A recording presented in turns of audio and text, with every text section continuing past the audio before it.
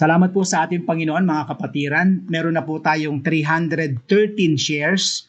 Napakarami po nito and 141 active viewers. Salamat po kay Lord. So mga kapatid, unti-unti na po tayong dumako sa atin pong pagpapakain ng ating kaluluwa. At nakahanda na po ang ating lamesa, nakahanda na po ang ating pagkain. At habang tayo po'y nakikinig ng salita ng Diyos ay lagi tayong nagwi-whisper ng prayer na maintindihan natin ang kanyang mga salita. Dahil alam niyo po, ang salita po ng Diyos, inuunawa po yan, spirit to spirit po yan. Yan po ay ibang level po ito. Hindi po ito knowledge, hindi ito education ng tao. And later makikita niyo po yan. Kaya as you pray, dapat malinis ang puso, malinis ang buhay, malinis ang ating mga intention. Sana ang prayer natin ay hindi yung madagdagan ng ating kaalaman, kundi makilala natin siya in a spiritual way. So yan po ang ating pong context ngayong gabi. So mga kapatid, basahin ko po ang Acts 20, verses 13 to 21. At basahin ko po ang verse 13 muna to 16. Ganito po yung nakasulat. We went on ahead to the ship and sailed for Assos. Okay mga kapatid, ito pong binabasa ko ay karugtong ng isang radikal na pangyayari sa previous verses. At ang radikal na nangyari sa preceding verses, yung mga naunang verses, ito po yung pagkabuhay ni Eutychus. Kung inyong matatandaan, kagabi sa preaching ko, may isang bata o isang kabataan na nahulog pero nabuhay muli dahil sa Panginoon. Ginamit ni Lord si Paul. Matapos ang insidente na yon, eto na po yon. At nasabi ko rin sa inyo mga kapatid na si Pablo ay may layunin na pumunta po ng Jerusalem, nagmamadali na po siya. At mula sa Jerusalem, patungo naman siya sa Rome. So, kaya ganito ang laman ng verses 13 to 16. Puro paglalakbay. Papunta na po siya sa kanyang target. Basahin ko po. So, sabi dito, we went on ahead to the ship and sailed for Assos, where we were going to take Paul aboard. So, ibig sabihin mga kapatid, may mga tao dito, may mga disciples, medyo pagtiyagaan nyo po ito medyo history po ito. Okay po, sabi dito, we went on ahead to the ship and sailed for Assos. So meron pong nauna kay Pablo. Isang grupo ang nauna kay Pablo patungo dun sa bangka at para maglakbay patungo sa Assos. Okay, anak, ipakita mo yung yung mapa natin. Yan. Yung malaki. Ayan. So makikita nyo po mga kapatid, kung inyong makikita, di po ba yun po yung sa gawing kanan, makikita nyo po yung malaki sa gitna, Asia, di po ba? Okay, kung titingin po kayo sa left side, nakita nyo po yung Troas. Ayan po. Sa Troas, mga kapatid, dyan po binuhay ni Lord si Eutychus. Okay po. At si Pablo po mula sa Troas hanggang dun sa Assos, siya po ay naglakad. Ang sabi po dyan mga kapatid, he had made this arrangement because he was going there on foot. Pero yung mga tao na nauna sa kanya, sila po'y sumakay ng bangka. I do not know kung bakit ganun ang arrangement.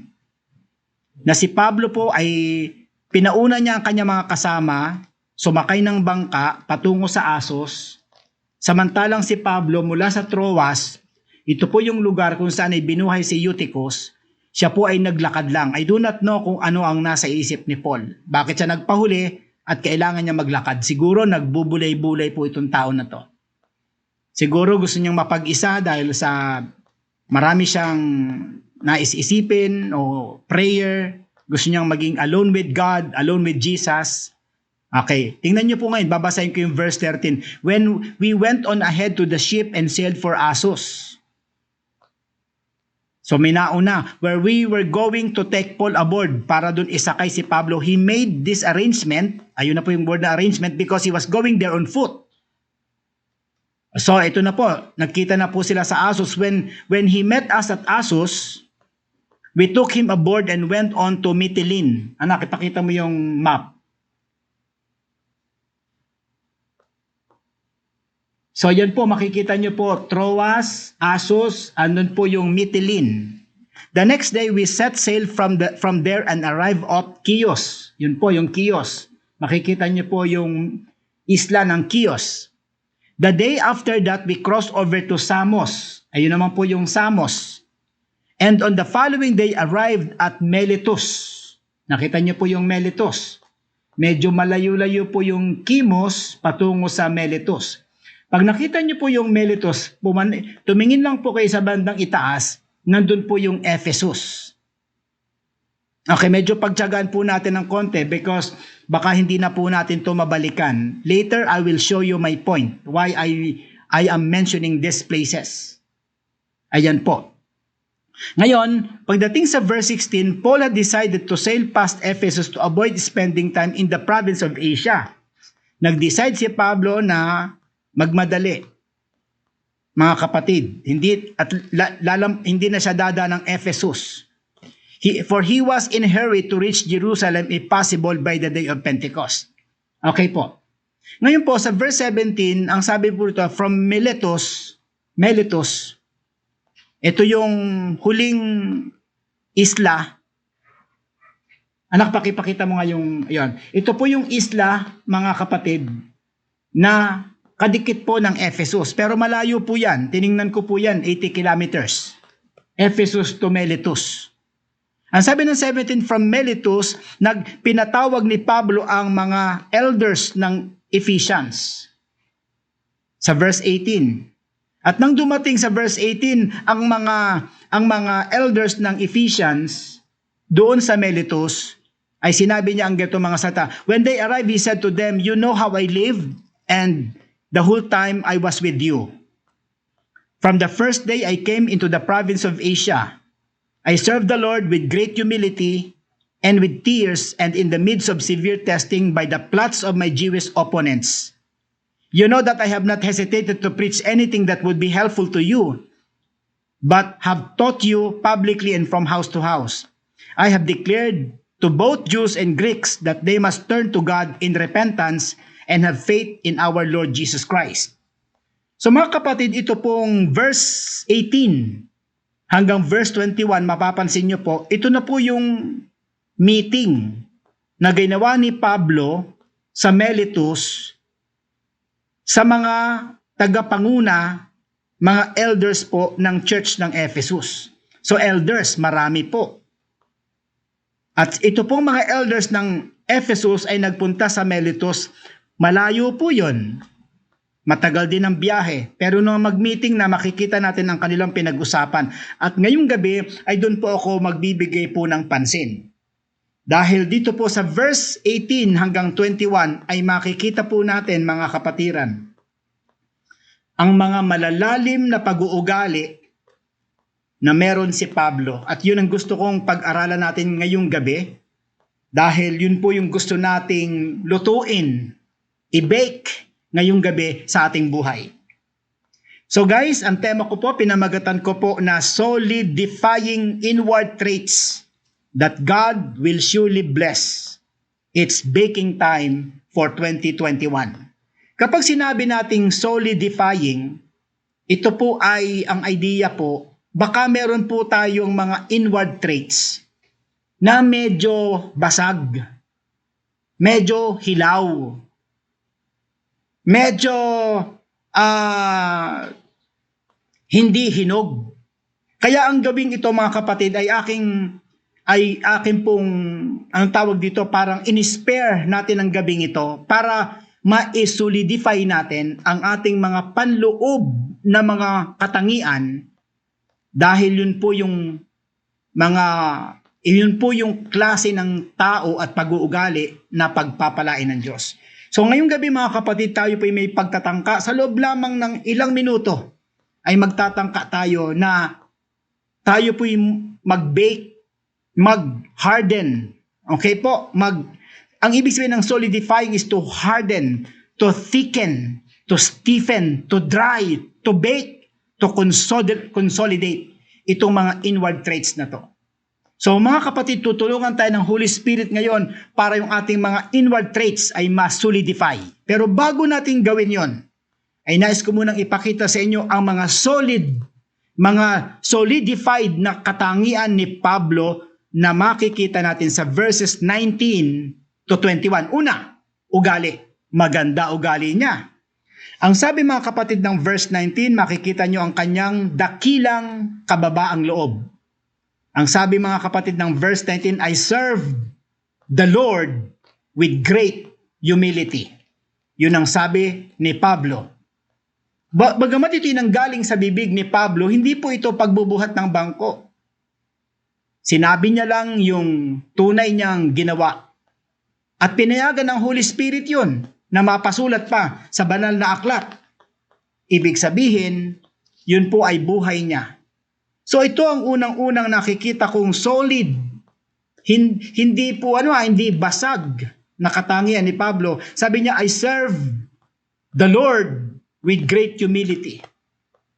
At ang mga taga-Ephesian believers at Ephesian elders ay walang reklamo. Hindi sila nagsabi, oh, totoo ba yan? Wala, tahimik sila. Dahil ang kanilang silence ay pagpapakita ng kanilang amen. Pangalawa, ang sabi niya mga kapatid, dito ay ibinuhos niya. Hindi lamang siya naglingkod kay Lord ng may dakilang kababaan, kundi may iyak sa gitna ng severe testing by the plots of my Jewish opponents. So makikita po natin dito ang ginamit na word ay may iyak sa kalagitnaan ng severe, matinding mga testing by the plots of my Jewish opponents. So may iyak. Anong ibig sabihin ng iyak? Kapag may iyak, ito'y pagpapakita ng brokenness, ng contriteness. Kapag umiiyak ka, nasasaktan ka, pero hindi siya umaatras. Dahil sa mga ploy, mga plots ng mga kapwa niya Hudyo, pero kaaway niya dahil sa gospel. So mga kapatid, hindi pala porke tayo ay Kristiyano, hindi na po tayo iiyak sa gitna ng mga matitinding pag-uusig. Kailangan po tayong umiyak kung kailangan umiyak. Pero yung iyak na yon, hindi po yun nangangahulugan ng pagsuko. Baka itong pag-iyak na ito ay pag-iyak kay Lord. Baka itong pag-iyak na ito ay iyak ng pagpupuri o pag-iyak ng fasting, ng prayer. Napakasarap ng pag-iyak na may kasamang ganitong mga activities. Pangalawa mga kapatid, he's preaching with boldness and objective. Makikita natin sa verse 20 ang kanyang pangangaral. Solid na solid. May boldness at may objective. Bakit ko nasabing may boldness? Ang sabi dyan, he preached without hesitation. Yan po'y makikita natin sa talatang 20. Kapag sinabing walang hesitation, walang alinlangan. Alam nyo, may mga preacher na may alinlangan. Kasi kuminsan, may mga pinipreach sila na hindi nila ginagawa. Kaya nag-aalinlangan sila. Ang hirap kayang mag-preach ng giving kung hindi mo ginagawa. Ang hirap kayang mag-preach ng prayer kapag hindi mo ito ginagawa. Ang hirap kayang mag-preach ng holiness kung hindi mo ito ginagawa. Pero si Pablo, makikita natin, ang sabi dyan mga kapatid, you know that I have not hesitated to preach.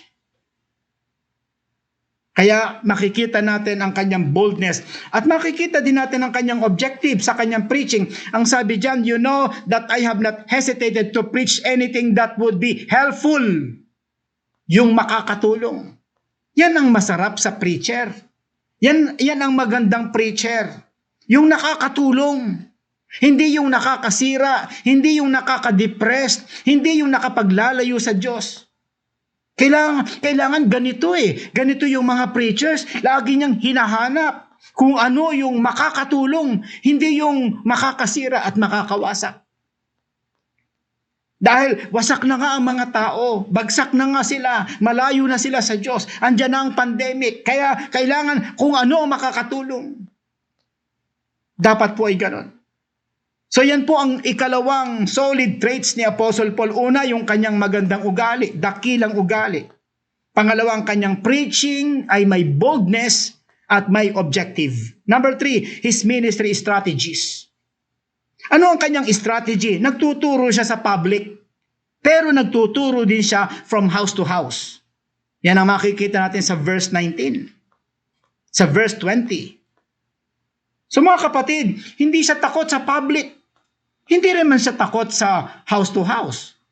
Hindi lamang siya sa open air ang kanyang preaching, kundi ang kanyang preaching din naman ay may mga personal, house to house, pumapasok sa bahay-bahay. Kapag pumasok na kasi tayo sa bahay ay naka 50% na po tayo ng tagumpay dahil tinanggap tayo sa bahay. Kaya mahalaga din po ang pagpipreach sa bahay-bahay. Number 4, his scope in declaring God's truth. Ano ang kanyang scope ng kanyang pagdideklara ng katotohanan? Verse 21, he declared God's truth, God's words to both Jews and Greeks. Ibig sabihin, walang pinipili. Hudyo at mga Griego. Wala siyang pinipili. Hindi nakakonfine ang kanyang mensahe sa mga may kaya o sa mga mahihirap lang. Ang sabi dito, both to Jews and to the Greeks. The last but not the least, his message is full of conviction. Ano ang kanyang mensahe? Unang-una, pagsisisi. Yan po ay nasa verse 21. Pangalawa, pananampalataya. Balikan ko lang yung pagsisisi. Kapag pinag-usapan ng pagsisisi ay pagsisisi. Pinagsisisihan mo ang iyong mga kasalanan at paglapit mo sa Diyos. So mga kapatid, mahalaga po yung and turn to God. Alam niyo mga kapatid, hindi kompleto ang larawan ng repentance without turning to God. Hindi sapat yung umiyak ka dahil nakasakit ka kay Lord. Hindi sapat yung umiyak ka dahil you offended God. Ang dulo po nun, you turn to God. Tingnan niyo mga kapatid, ang kaibahan ni Judas at ni Peter. Si Judas, nagsisi, pero hindi siya lumapit kay Lord, nagbigti. Si Pedro, nagsisi, lumapit kay Kristo. So mga kapatid, alimbawa may mga tao na nahuli sa kasalanan, ikinulong, iyak ng iyak, pero hindi sila lumalapit kay Lord. Yung paglapit kay Lord, yun ang naglalagay ng simento, nagsisiment yon upang magkaroon ng magandang purpose ang pagsisisi. So mga kapatid, napakahalaga po nito. Pangalawa is faith in our Lord Jesus Christ. Matapos na magsisi, andun yung pananampalataya kay Jesus Christ. Mga kapatid, nilagay ko yung in our Lord Jesus Christ para ma-emphasize ko ngayong gabi na ang pananampalataya natin dapat ay wala sa sarili natin, kundi na kay Lord Jesus Christ. Maraming tao kasi ngayon, ang pananampalataya ay nasa galing nila. Kaya ko yan. Iba to. Kaya ko yan. Magaling akong dumiskarte. Mga kapatid, kapag ikaw ay naging follower na ni Jesus Christ, aalisin mo na yan. Ang pananampalataya mo ay wala sa sarili mo. Ang pananampalataya mo ay na kay Lord Jesus Christ. So mga kapatid, ito po yung 5 na tinatawag kong solid na mga traits ni Apostle Paul. Ito mga kapatid ang aking gustong sabihin sa inyong lahat na ito ang dapat nating i-bake for 2021. Kailangan nating magsimulang magbuntis ng mga magagandang katangiang katulad nito para maging ready tayo for 2021. Malaki pa ho ang oras natin. January 5 pa lang po. Kung may mga nakikinig sa akin ngayon na talagang naghahagilap ng mga tamang pundasyon para maging successful ang kanyang 365 days, eto po't nilalatag po natin gabi-gabi. Kaya ang tema ko po, solidifying inward traits that God will surely bless. It's baking time for 2021. Alam niyo po yung baking time, marami pong process po yan. Di po ba kapag nagbe-bake ka ng tinapay, ng cake, ng anumang, ng pandesal, grabe po yan, minamasa po yan. Matagal ang pagmasa ng harina. Maraming nilalagay. Talagang makikita nyo yung nagmamasa, ang pawis matindi. Sumasama pa yung pawis dun sa kanyang binibake, sa kanyang minamasa. So mga kapatiran sa ngayong gabi, kung gusto natin na yung ating mga panloob na katangian na ibe-bless ni Lord ay ma-solidify natin, ma-harden, ma-thicken, ma-bake, ma-consolidate. Talagang umupo tayo ngayon. At seryosohin natin ang mensaheng ito. Kapatid, itong mensaheng ito, hindi ito maglalayo sa iyo sa Diyos. Ito ang maglalapit sa iyo sa Panginoon. Alam ko marami sa ating may mga traits sa loob, pero hilaw. Pag dumating ang pagsubok, nagigiba. Kaya dapat nating isiment, isolidify yung mga panloob na mga magagandang katangian na pagpapalain ng Panginoon. So mga kapatid, napakahalaga po ng pinag-aaralan natin ito. So ngayong gabi nakita natin ang mga solid inward traits ni Apostle Paul. Nilagay ko po yung adjective na yon, inward. Yun ang focus ko, yung pangloob. And I will tell you later kung anong importance nito. So mga kapatid, hindi lang basta panloob, kundi nasa panloob siya pero solid, matatag, matibay. Tingnan niyo po si Pablo, talagang loaded. Ang sabi nga dito, ang sabi niya, kinikwento niya may mga severe testing siya by the plots of his Jewish opponents. Pero hindi siya nagiba, nanatili po siyang humble, nanatili po ang kanyang ministry strategies, nanatili po ang kanyang preaching with boldness, nanatili po yung kanyang scope ng kanyang pagdideclare ng God's truth, nanatili ang kanyang conviction, nanatili ang kanyang message. Di po ba ngayong pandemic, maraming Kristiyano ang hindi po nanatili sa kanilang confession. Halimbawa, sabi nila, my confession is I believe in Jesus Christ. Dumating yung pandemic, nawala yung belief. Nawala yung conviction. Hindi pala solid. Alam niyo itong pandemic na ito, testing po ito. Lagi kong sinasabi, everything is a test. Kapag nakakita ka ng magandang babae, yan ang magte-test sa'yo. Kung talagang ikaw ay stable. Pag nakakita ka ng pera sa kalye, hindi sa'yo. Doon malalaman kung ikaw ay tapat at may takot ka sa Diyos at hindi mo yung kukunin. At hahanapin mo ang may-ari ng pera na yon. Mga kapatiran, everything is a test. Kaya mga kapatid, ngayong gabi, yan po ang layunin ni Pastor Jim, to solidify our inward traits that God will surely bless. Let's start baking itong ating mga katangiang ito. Alam niyo, marami akong kilalang Kristiyano, mainit na mainit sa Pilipinas. Nung makarating sa Saudi, lumabnaw, nawala sa church, nawala sa Panginoon. Di malabnaw. Yung iba mga kapatid, nung dalaga, napakainit sa church. Nung magkaasawa, natunaw. Kasi nakaharap na siya sa tunay na problema ng buhay na kailangan niyang mag-alaga ng anak, kailangan niyang magtrabaho din, kailangan niyang magpasakop sa kanyang asawa. Mga kapatid, may mga transition, kagaya ng pandemic na ito, ito'y matinding transition, ito'y matinding trial, ito'y matinding testing, ito'y matatawag nating parang melting pot ng ating pananampalataya. Kaya nga ang layunin ni Pastor Jim ngayong gabi is to solidify what? The inward traits that God will surely bless. It's baking time. Mga kapatid, ito'y ipinapakita ko mga kapatid sa inyo na napaka-importante. Sana po'y magkaroon tayo ng ganito mga traits na talagang solid. Umaraw, umulan, bumagyo, lumindol, may pandemic o wala. Diretso! Solid talaga. Hindi yung pag dumating ang pandemic, nagsishrink ang ating faith. Yung mga lalaki, pag nakakita ng magandang babae, nagsishrink ang holiness.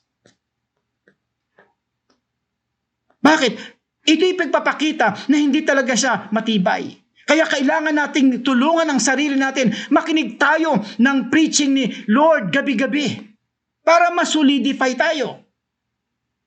So mga kapatid, sana po ay mangyari to sa atin. Mangyari sa atin yung solid traits ni Paul. Ang prayer ko ngayong gabi, sana all, mga kapatid. So pinapakita din sa atin ang passage na ito na ang mahalaga pa rin talaga sa tao ay ang quality ng kanyang buhay, hindi yung quantity ng kanyang edad, hindi yung quantity ng kanyang kayamanan, hindi yung quantity ng kanyang kaalaman. Katunayan yung mga may alam, yung maraming alam, tapos dumaan sa persecution, mga severe trial, tapos natunaw ang pundasyon, sabihin mo, sayang ang iyong alam, sayang ang iyong edad, sayang ang iyong diploma, sayang ang iyong pera, wala palang laman. May mga tao na parang pandesal, akala mo malaki, akala mo may posisyon sa church, pag dumaan na sa trial, shrinking. Kaya kailangan mga kapatid, talagang materiales fuertes tayo. Dahil talagang dadan tayo sa maraming trials. Kagaya ngayon, may balita. Ayan na po, dinala na po ng China ang pinakamalaki niyang battle armament. Yung pinakamalaki niyang barko na pandigma ay narito sa tapat ng Pilipinas. At kung titignan mo yan, nakakatakot. May sinasabing another variant ng coronavirus has come. Nakakatakot. Anong dating? Shrinking? Shrinking back ba tayo? Hindi na tayo maglilingkod, hindi na tayo makikinig, hindi na tayo magche-church? Wag, lalaban tayo. Number 1, mga kapatid, na recommendation ko ay ganito, mga kapatid. Okay, isa-isahin po natin ang problema natin. Una kong solusyon, mga kapatid, before you problematize how to solidify your inward traits, first, fix your upward relation with God. I am talking with you about inward traits. Pero sandali lang, baka may mga baguhan tayo. Bago natin intindihin yung inward traits natin, tingnan muna natin ang ating upward relation with God. Are we good enough with the Lord? So mga kapatid, bago natin intindihin yung ugali natin, yung atin munang relasyon sa Diyos. Tayo ba'y anak ng Diyos? Tayo ba'y may Holy Spirit? Tayo ba'y buhay? Tayo ba'y nagsisi na? Tayo ba'y nanampalataya? Tinanggap na ba natin si Lord? Mga kapatid, ito po'y napaka-vital. Napaka-vital po nitong sinasabi kong number 1 na to. Kaya nga sabi ko ito, first things first. Ito yung unang-una nating aayusin. Dahil kung wala po ito, kahit anong pagpapakabuti mo, ay wala ring kabuluhan. Bigyan ko po kayo ng idea how important this point is. 1 Corinthians 2:14. The person without the Spirit. Ano ibig sabihin ng without the Spirit? Hindi siya Christian. Kasi the person without the Spirit, eto mga kapatid, yung taong hindi Christian, yung taong walang Espiritu, does not accept the things that come from the Spirit of God, but considers them foolishness and cannot understand them because they are discerned only through the Spirit. Kaya pala, may mga tao na nagpipreach ako, nakikinig, hindi naiintindihan. Pero nagpipreach ako, yung isa naman naiintindihan. The problem there is this. That guy, I assume, that guy has no spirit. So mga kapatid, intindihin muna natin to. Kailangan magkaroon tayo ng Holy Spirit sa buhay natin. Magkaroon tayo ng inward life. Magkaroon tayo ng spiritual life sa pamamagitan po ni Jesus Christ. And Jesus is the way, the truth, and the life. Yan po yung unang-una. If you have questions on this matter, please let me know. You may ask me any time. Pwede ko po kayong matulungan. Number 2, take the process. It's baking time for 2021. Ang sabi ko po dito mga kapatid, pangalawang recommendation o reseta po natin, take the process. Bakit ko sinabing take the process? Ano pinag-uusapan natin? Inward traits. Solidifying inward traits. So mga kapatid, anong ibig mo sabihin, Pastor Jim? Hindi yan basta-basta? Yes. Hindi yan madalian. Hindi yan overnight. Hindi yan isang libro na tatapusin. Hindi yan isang programa ng basketball na tatapusin. Hindi yan isang programa ng education na tatapusin. Ito po ay may process. Kaya nga sabi ko, it's baking time. Ang baking time, matagal po yan. Kahit matapos mong masahin, matagal din po yan sa oven. So mga kapatid, hindi pwedeng madaliin. Dahil ito pong spiritual na bagay ay hindi na mamadali. Hindi pwedeng nakinig ka ngayon, bukas wala na. Hindi pwedeng nakinig ka ng isang buwan, isang taon ka mawawala. Hindi ganon. Hindi pwedeng nagsimba ka ng isang linggo na wala ka ng 3 buwan. Hindi ganon ang take the process. Alam niyo mga kapatid, gusto ko maintindihan natin yung importance ng process-based na mananampalataya. Kapag kayo po kapag ito pong aspect na ito ay naintindihan ninyo, now, mabigyan tayo ng Lord ng enlightenment. Ako naniniwala na nandun na po kayo sa daan ng paglago. Pero yung mga taong ayaw ng proseso, ayaw magbasa, ayaw makinig, ayaw mag-pray, ayaw magpatawad, ayaw magsimba, ayaw bumili ng Bible, ayaw magpatawad, ayaw mag-meditate. Yung mga yan, mga kapatid, kapag yan ay inayawan mo, yung mga process na yan, mahihirapan po tayo.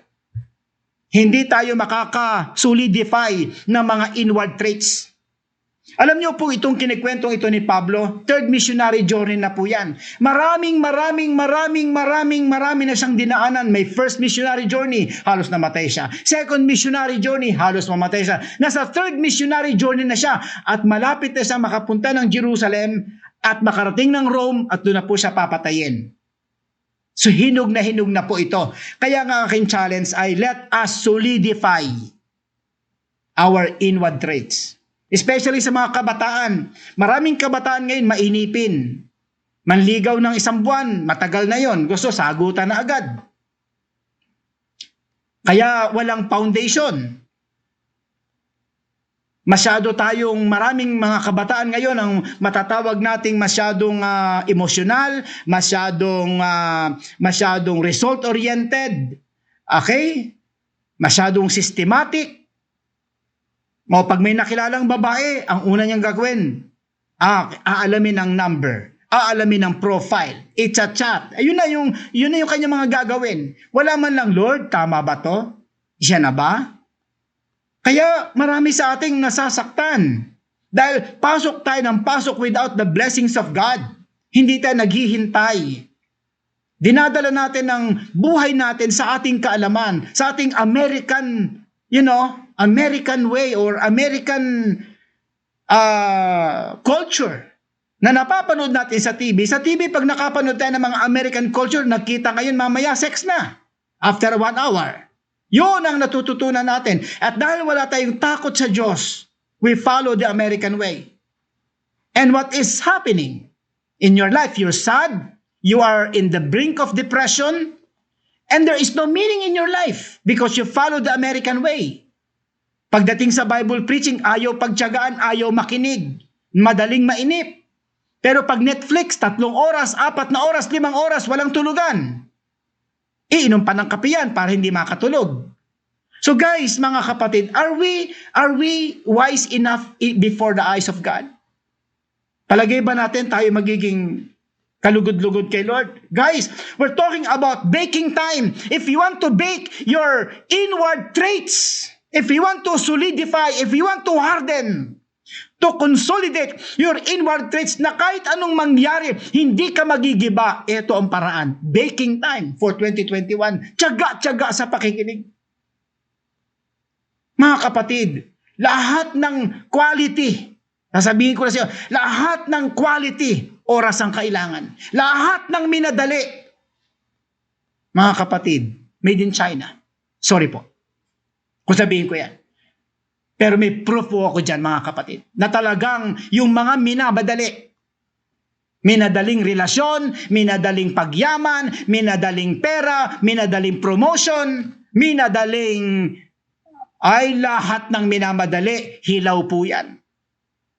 Pero mga kapatid, kaya nga I want you guys to take the process. May makilala akong pastor, sabi niya sa akin, ay Pastor Jim, 2 years pa lang ang church ko, 1,000 na ang umattend. Hindi na ako kumikibo. Kasi alam kong baguhan lang siya. Hindi niya alam ang kanyang sinasabi. Hindi niya ba alam na, ewan ko lang, ayoko na lang magsalita mga kapatid, pero hindi po ako impressed sa ganon. Dahil ako po ay 3 dekada na po. I know what it is, mga kapatid. Pagdating kay Lord, hindi pwede yan. Take the process. It's baking time. Alam niyo mga kapatid, lagi ako naniniwala sa organic way. Prayer, fasting, basa, pagsunod, pagsisimba, pagbibigay, pagpapasakop. These are the organic way. Trust me mga kapatid, based on the Bible, there is no other way.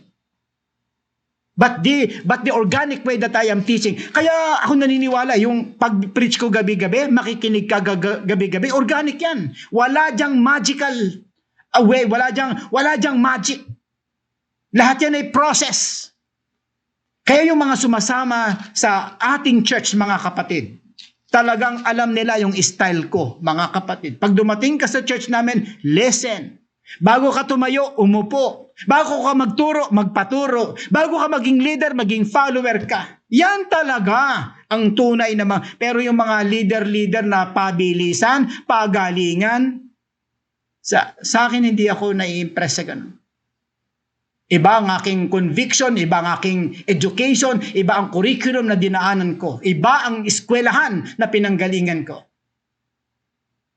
So mga kapatira, napakahalaga. Tingnan niyo po yung 2 Peter, I'll give you a tip. 2 Peter 1:5, for this reason, sabi ng talata, make every effort to add to your faith goodness. Tingnan niyo po yung word na yun ha. For this reason, dahil sa mga dahilan nito, make every effort. May effort na magdagdag, hindi magbawas.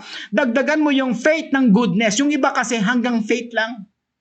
Walang dagdag na goodness. May dadagdag ka pa sa goodness knowledge. Kaya makikinig, mag-aaral, magbabasa. Knowledge, self-control. Marami kang alam. Madali ka nang magalit. Wala ring kwenta. May self-control ka. Hindi ka naman nagpapatuloy. Nakinig kang 1 buwan, nawala ka ng 1 taon. Hindi po. Nagsimba ka ng 1 linggo, nawala ka na next week kasi may bagyo. Ay, ang bagyo nga ay trial mo yan. Pero kung ang inward trait mo ay solid, hindi ka magigiba kahit ano mangyari. So mga kapatid, perseverance, dagdag mo ng godliness. Godliness, bigyan mo ng mutual affection. Mutual affection, ang dulo po ay pag-ibig. Kaya pag may pag-ibig ka na, andun ka na sa rurok, dulo na po yan. Maturity na po yan. Pero ang love na to ay bunga ng process. Faith, starting point lang yan. Dagdagan ng goodness, dagdagan ng knowledge, dagdagan ng self-control, dagdagan ng perseverance, dagdagan ng godliness, dagdagan ng mutual affection and love. At ang sabi ng verse, if you possess these qualities, plural po yun, these qualities, plural, in increasing measure, lumalago pa sila, they will keep you from being ineffective and unproductive, and ito daw ay maglalayo sa iyo para hindi ka maging epektibo. Ito ang dahilan, bakit maraming Christian, even pastors and leaders, elders, deacons, mga ineffective. Kahit saan mo ilagay, walang nagagawa, walang nangyayari, walang contagious na nangyayari, walang productivity. Pag dumating pa siya doon, nagigiba pa, nasisira ang simbahan. Bakit? Ito ang aking nakikitang problema. Dahil nandun lang siya sa faith. Yung faith niya, walang idinagdag na rikado. And that is a problem. Pag hindi ito nangyari sa atin, mga kapatid, curse ang darating sa atin. Now guys, sa ating pag-aaral nito, hindi niyo ba nakikita ang problema? Ito na po ang problema. Kaya alam niyo mga kapatid, kapag pinag-usapan ng buhay Kristiyano, pagpapalago ng mga inward traits, yung pagsusolidify, yung pag-harden, yung pag-thicken, consolidate ang ating inward traits, hindi po yan madalian. Kaya napakahalaga po ito. The last but not the least, make sure that the spiritual operation must begin inside, not outside. Mahalaga po ito. This is my third recommendation. Tiyakin mo na ikaw ay magkakaroon ng spiritual operation at ito'y magsisimula sa loob, hindi sa labas. At anong gagamitin mo? Mga instruments na panloob. Sa doktor, mga kapatid, yung physical na doktor, gumagamit po sila ng scalpels, ng mga scissors, ng mga saw, para sa mga inward operation. Pastor Jim, anong gagamitin ko para magkaroon ako ng spiritual operation inside of me? Mga kapatid, ang gagamitin mo ay Word of God. Tingnan niyo po mga kapatid kung ano ang pwede lang pumasok sa kaloob-looban natin. Hebrews 4:12, for the word of God is alive and active, okay? Sharper than any double-edged sword, okay? Ito matindi. Itong ginagawa ng word of God, it penetrates even to dividing soul and spirit. Yung pinaghihiwalay ng kaluluwa at espiritu, alam niyo ba kung nasan yon? Tell me, where is your soul located? Tell me. Ang soul ba natin ay nasa braso, nasa tenga, nasa ilong, nasa dibdib, nasa kilikili, nasa paa, nasa kamay? Where is your soul? At ang sabi nito, yung soul natin na nasa loob, mga kapatid, na hindi natin alam, basta't nasa loob siya. At andun ang espiritu, yung pinaghihiwalayan na yon, pumapasok doon ang Word of God. Kaya nga ang Word of God, napaka-powerful. Yan ang kailangan natin. Sa mga churches ngayon, ang haba ng kantahan, konti ang preaching. Kaya tingnan nyo what kind of breeding, what kind of Christianity we are producing in this moment, in this pandemic time. Mahihina, mga takot. Bakit? Kulang ng vitamins, kulang ng nutrition, kulang ng Word of God. Pero kung ang Word of God tinatanggap natin sa pakikinig natin tonight, hindi nyo lang alam, pumapasok siya sa loob. Yan ang iyong spiritual scalpel, yan ang iyong spiritual scissors, yan ang spiritual saw na nagpuputol, pumapasok sa loob. At ang sabi nito, it judges the thoughts and the attitudes of the heart. Mga kapatid, hanggang dito na lang po si Pastor Jim. Sana mga kapatid, nakilala na naman natin ang ating mga sarili. Pastor, ang dami pala talaga nating dapat malaman. Yes. Gabi-gabi ay parang nasa Bible school tayo. Tinuturuan tayo ni Lord paano mag-elevate. Ngayon napakatindi ng pag-aaral natin. How to solidify our inward traits that God will surely bless. Surely, adverb, gabi po yun, that will surely bless. Kaya mga kapatid, if you are blessed tonight by this message, it's baking time. Seryosohin mo to. Makikinabang ka. Mga kapatid, kung tayo may mga pagkukulang sa Diyos, humingi po tayo ng tawad ngayong gabi. Kung nakita natin mga sarili na malayo pa ako at marami pa akong kakaining bigas, pero gusto mong magpagamit kay Lord at gusto mong pagpalain ka ng Diyos sa 365 days na ito, start baking yourself. Start it. Tonight is the night. Humingi tayo ng tawad sa Diyos. Walang masama. Lumapit tayo sa Diyos. Hindi tayo mababawasan. Mga kapatid, sana ngayong gabi, ikaw mismo, wag ka nang magpatumpik-tumpik. Wag kang kapag kay Lord, walang double-mindedness. Dapat diretso tayo sa Panginoon. Mga kapatid, let us come to God in prayer. Heavenly Father, thank you so much for tonight's blessing. Thank you for many blessings na shinower mo sa amin tonight. Salamat po, out of this passage, ang galing ng aming mga nakitang spiritual learning and spiritual gems. Salamat, Lord. Panginoon, patawarin mo kami sa pagkukulang namin, sa paglayo namin sa inyo, sa paggawa namin ng buhay namin. Lord, salamat po. Patawarin niyo kami na minsan kami na lang ang pastor ng buhay namin dahil kami na ang nasusunod sa buhay namin. Pero Lord, tonight we submit to you our life. You are our pastor. You are our leader. Lord, help us to solidify our inward traits. Dahil yun pala ang mga katangian at klase ng mga tao na inyong pagpapalain. Panginoon, help me to bake my life, my inward traits starting tonight. Forgive me, Lord God, for all my sins. Ang kapatiran, sumatin ng Ama, ang Anak at Banal na Espiritu, ngayon, bukas, at magpakailanman. In Jesus' name we pray. Amen and amen. Salamat sa ating Panginoon, mga kapatiran. Salamat sa ating Panginoon. Kung kayo po ay may mga questions, let me know. Kung may mga struggles kayo, let me know. At kung kinikilala niyo po ako na inyong pastor, huwag po kayong mahiya. Dahil we're here to help you, mga kapatid. City Bible Church is behind you. We will help you na mag-boost ang inyong spiritual life. Yan lang po ang business namin. Not money, but your spiritual life. Ang money po ay, outcome lang yan ng ating lalim kay Lord. Ang taong malalim kay Lord, talagang normal po yung tumutulong. Salamat kay Lord, mga kapatid. Hindi ko na po bibigyan ng pansin masyado ang aking mga announcements na paulit-ulit na po yan at hindi na po ako magtatagal. Pero gusto kong sabihin sa inyo, mga kapatid, na ngayong gabi ay nagkaroon tayo ng 364 shares. Ilan kagabi? 400. So ngayon ay 364. Pero napakarami pa rin po dito. Ang dami ng ating active viewers for tonight, 191. That's the highest at this point. Salamat kay Lord, mga kapatid, na patuloy na dumadami ang ating mga active viewers. Mga kapatid, salamat kay Lord. Sana po ang ating mga puso ngayong gabi ay naging taniman ng mga salita ng Diyos. Wala po tayong tinalakay na relihiyon, wala tayong tinalakay na samahan. Ang pinag-usapan po lang natin ngayong gabi ay isang passage from the Bible at maganda po ang nakuha nating gist, mga kapatid. Solely defying inward traits that God will surely bless. It's baking time for 2021. Good night, mga kapatid. Matulog po tayo ng maayos ngayong gabi. Samahan tayo ng Diyos. Pagpalain tayo ng Panginoon.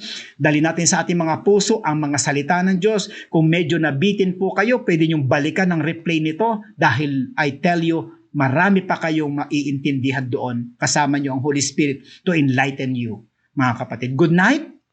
At bukas po muli ng gabi kung buhay pa po ang bawat isa sa atin.